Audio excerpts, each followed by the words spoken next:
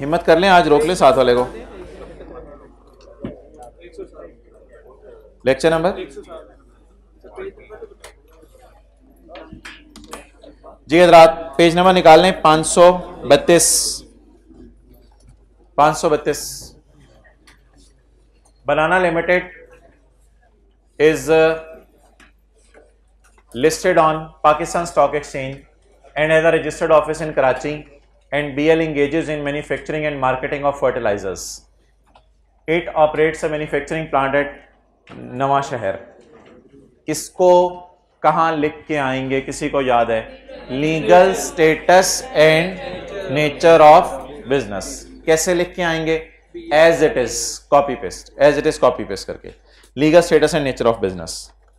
अगर आपको थोड़ा सा जरा नजर मारनी है तो मैं नेस्ले की फाइनेंशियल स्टेटमेंट नहीं खोल रहा यार, मैंने ना नेस्ले की फाइनेंशियल स्टेटमेंट खोलनी थी, उसमें ना काफ़ी सारी चीज़ें मिसिंग थी, इसलिए आज मैं आपको पैकेजेस की दिखा रहा हूँ। तो नेस्ले की फाइनेंशियल स्टेटमेंट में आपको याद है मैंने आपको इधर दिखाया था नोट्स में legal status and nature of business. और नोट्स कब बनना शुरू होते हैं? नोट्स जैसे ही कैश फ्लो खत्म होती है ना, कैश फ्लो, तो अगले सफे से क्या कैश फ्लो है फॉर वन के सिलेबस में? जैसे ही कैश फ्लो खत्म होती है तो अगले सफे से क्या बनना शुरू हो जाते हैं? नोट्स। तो legal status and nature of business as it is लिख के आएंगे, ये नोट एक हो जाएगा हमारा। नेक्स्ट आइटम्स पढ़ते जाएं। इस ट्रायल में एक मसला है, इस ट्रायल में ना उसने हमें डेबिट क्रेडिट नहीं बताया। एडवांस फ्रॉम कस्टमर बता दें, एसेट होता है या लाइबिलिटी होती है? लाइबिलिटी होती है। एडवांस फ्रॉम कस्टमर आ जाइए, फर्स्ट 15 पढ़ा यार। Advance from customer, liability to deliver service या liability to deliver goods. Current में शो करेंगे, नॉन करंट में? Current liabilities. चलें जी, बिस्मिल्लाह आगे पढ़ें। कैश एंड बैंक बैलेंस ये खुद आने, मुझे पता है करंट एसेट्स में आता है, मुझे पता है एसेट है। इनटेंजिबल एसेट्स, आगे चलिए। इन्वेस्टमेंट इन 3 months term deposit, current assets में, करंट एसेट में ये शॉर्ट टर्म इन्वेस्टमेंट्स हैं, थोड़े अरसे के लिए बैंक में पैसे रखवाए हुए हैं। Land and building revaluation model पे पड़ी है, ठीक है कोई मसला नहीं। ये क्या है? Long term deposits with utility companies, long term deposits जमा कराए हुए विद यूटिलिटीज कंपनीज, हमने डिपॉजिट पैसे करवाए हुए हैं। तो receivable debit cash credit entry हो चुकी होगी। इस रिसीवेबल का नाम होता है लॉन्ग टर्म डिपॉजिट। ये कब रिसीव होंगे पैसे? जब कभी मीटर कैंसिल करवाएंगे, और वो हमने करवाना कोई नहीं, हमारे बच्चे ही ये पैसे लेंगे। फिर लॉन्ग टर्म डिपॉजिट्स पैसे हमने रखवा दिए हैं, किन के पास? यूटिलिटी कम बैंक में पैसे रखवाए हुए हैं या फिर हमने सिक्योरिटी जमा करवाई हुई है, ये नॉन करंट एसेट में आएंगे। और यार ये जो है ना, आप क्लब कहीं नहीं कर सकते। ये पेज नंबर 465 के टॉप पे लिखा हुआ है कि ये बैलेंस शीट के फेस पे अलग से नजर आना है। पेज 465 के टॉप पे लिखा हुआ है। यार अगर आपने इधर उधर जाना नहीं ना, चीजें देखनी नहीं, तो फिर फायदा नहीं बैठने का। पेज 465 के टॉप पे लिखा हुआ है कि ये बैलेंस शीट के फेस पे कब कहाँ नजर आएगा? अलग से नजर आएगा या किसी लाइन आइटम में डाल के नजर आएगा? Separate line item, as a non current asset. Long term investments बता दें जी, ये कोई IFRS 9 टाइप शायद चीजें हो। Non current assets, ordinary share capital है, प्रॉपर्टी प्लांट एंड इक्विपमेंट है। प्रोविजन कहां से माइनस हो जाएगी? डेटर्स में से। डेटर्स किधर हैं? मुझे तो नहीं मिल रहे, ये इसमें से माइनस हो जाएगी। रिवैल्यूएशन सरप्लस आ रहा है, ये कहाँ चला जाएगा? इक्विटी में? नहीं उससे में नहीं जाएगा। ये रिवैल्यूएशन सरप्लस असल में ना, इसमें जो ये जो डेटा है इसमें एक्सपेंसेस और एसेट्स, एक्सपेंसेस और इनकम्स नहीं दी हुई। देखिए जरा नजर मारें, एक्सपेंसेस इनकम नहीं है। तो ये ना सवाल सिर्फ एसेट्स और लाइबिलिटीज का है, और इसमें भी सारी चीजें अल्लाह का शुक्र है सही होंगी। हमें कैसे पता चला सारी चीजें सही होंगी? सवाल में रिक्वायरमेंट में उसने क्या मांगा हुआ है? तो नोट्स मांगा हुआ है। तो नोट्स मांगे हुए हैं तो क्या रेक्टिफाइंग एंट्रीज करनी होंगी या सारी चीजें सही कर चुका होगा अकाउंटेंट? सारी चीजें सही कर चुका होगा। ओके, और ये फिर बैलेंस शीट वाला सरप्लस है जो बैलेंस शीट के फेस पे बस आपने शो कर देना, क्योंकि P&L तो बनाना नहीं, तो उसी में मैं क्या डालूं?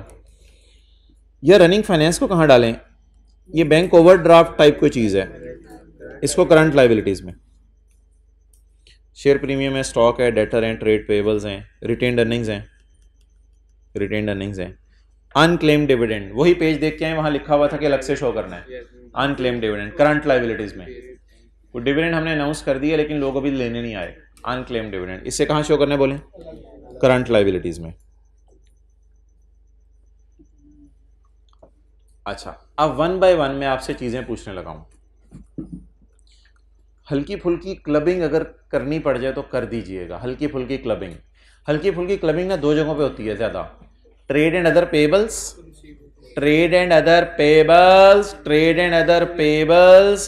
And advances, deposits, prepayments, वहां पे हल्की फुल्की क्लबिंग होती है। तो अब जरा आप अगर नजर मारें, एडवांस फ्रॉम कस्टमर कहां डाल दूं मैं? ट्रेड एंड अदर पेबल्स में डाल दीजिएगा। एडवांस फ्रॉम कस्टमर है ना, तो कहां डाल देंगे हम?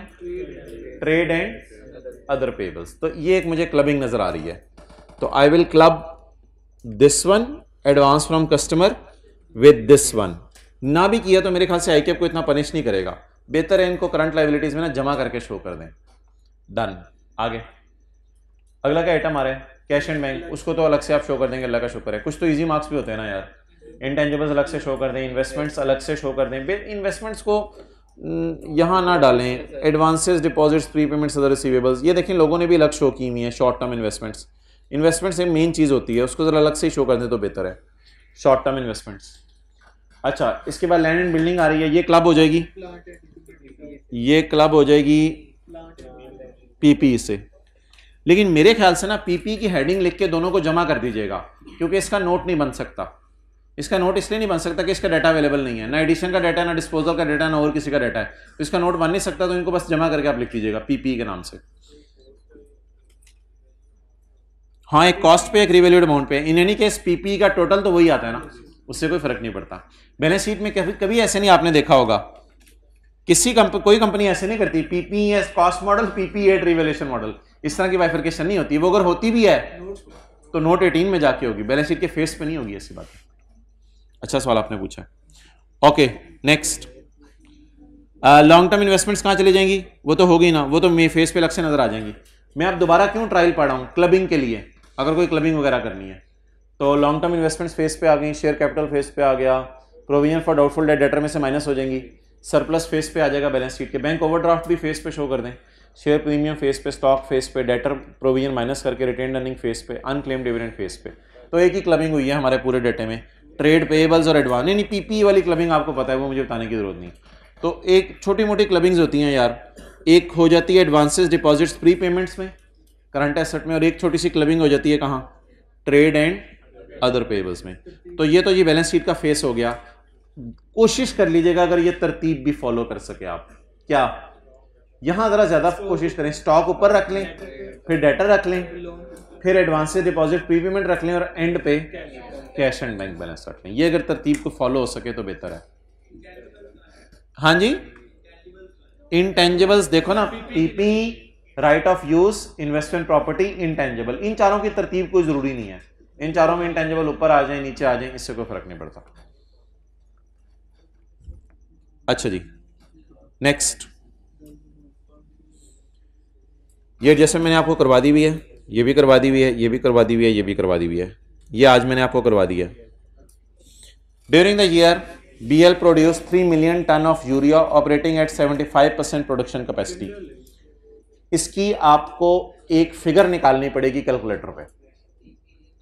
During the year BL produce 3 million ton of urea operating at 75, इसे ग्रॉस अप करना पड़ेगा, ग्रॉस डाउन करना पड़ेगा। डिस्क्लोजर में जरा नजर मार लें क्या क्या डिस्क्लोज करना होता है। एक तो किताब वाले डिस्क्लोजर है, एक हमारे वाले भी हैं। हम जरा आज हमारे वाले भी खोलना सीखते हैं कि क्या डिस्क्लोज करना होता है। प्रोडक्शन कैपेसिटी, एक्चुअल प्रोडक्शन, और रीजंस फॉर शॉर्टफॉल। अच्छा, what is production capacity not given in question? निकालें 3 डिवाइडेड बाय 75 मल्टीप्लाइड बाय 100, तो प्रोडक्शन कैपेसिटी 4 हो गई। And actual production 3, reasons for shortfall. तो अब पूरा इंग्लिश का फिक्रा सुना है जो लिख के आप आ सकते हैं। The production capacity is 4 million tons of urea, however the actual production is only 75%, which is 3 million. The shortfall was due to lower demand of product in market. ये इंग्लिश का फिक्रा भी लिख के आ सकते हैं। नहीं इंग्लिश का फिक्रा लिख के आना तो फिर ऐसा कर सकते हैं आप कि production capacity 4 million, actual production 3 million, और नीचे एक लाइन डालनी पड़ेगी ये वाली, तो शॉर्टफॉल। ये दोनों तरीके एक्सेप्टेबल है। नेक्स्ट यार ये ना ठहर जाए, ये मुझे आपको दिखाना पड़ेगा 2 जगहों से पहले, फिर आपको यकीन आएगा, वरना आपको भूल चुका होगा। एनुअल रिपोर्ट कहाँ है 2019 की? ये पैकेजेस की कौन सी फाइनेंशियल स्टेटमेंट है? 31 दिसंबर 19 की। इसकी 100 में कौन सा डिविडेंड आ रहा है? इसमें 18 का फाइनल। ये देख लें जी, प्रॉफिट आ रहा है 19 का, 18 का फाइनल आ रहा है, मैंने हाईलाइट किया हुआ है। 18 का फाइनल आ रहा है 100 में। इनके मैं आपको एंड पे लेके गया था और मैंने कहा था इनके डिस्क्लोजर्स के बिल्कुल एंड पे जाएं।